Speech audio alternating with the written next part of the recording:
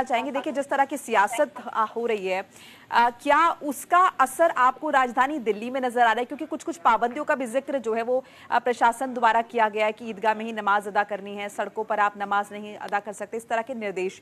तो क्या इन तमाम चीजों का असर दिखाई दे रहा है, या कहीं भी ऐसा आपको लग रहा है कि इसका असर जो है लोगों के मोराल पर भी पड़ा है, त्योहार पर भी पड़ा है?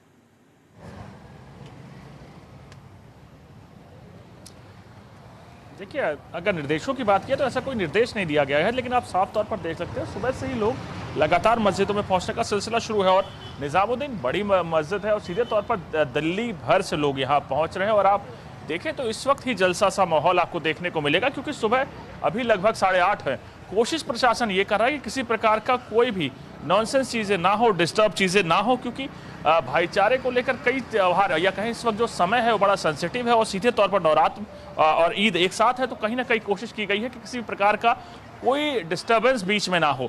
यही कारण है कि पुलिस की एक डिप्लॉयमेंट की गई है और कोशिश की जा रहा है कि सीधे तौर पर लोगों को भाईचारे के साथ आगे बढ़ाया जा सके। और कहीं ना कहीं इसको देखते हुए सीधे ही पुलिस की डिप्लॉयमेंट की गई है। और आप देखिए सुबह से ही लोग यहाँ पहुँचने का सिलसिला शुरू हो गया। आज का दिन क्योंकि बहुत इंपॉर्टेंट है, बहुत बड़ा है, तो सीधे तौर पर कोशिश प्रशासन ये कर रहा है कि लोगों से साथ मिलकर इस त्योहारों को मनाया जाए, चाहे नवरात्र भी बीच में पड़े हैं, चाहे ईद पड़े हो।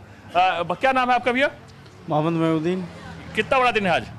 हाँ, ये बहुत बड़ा दिन है, ईद के दिन है।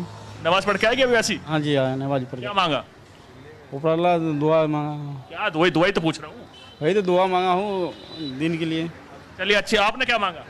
दुआ मांगे दिन के लिए। सीधे तौर पर कहीं ना कहीं देश में शांति बहाली के साथ साथ मुल्क की तरक्की और तमाम अलग अलग जो अपने अपने लोगों की दुआएं हैं उसी अनुसार सब लोग मांग रहे हैं। क्योंकि कोशिश ये की जा रही है, क्योंकि यूपी की बात की जाए, इसको लेकर सियासत आप देखेंगे तो खूब है, चाहे महाराष्ट्र की बात हो, चाहे उत्तर प्रदेश की बात हो, लेकिन दिल्ली में उस तरह का माहौल बिल्कुल नहीं है।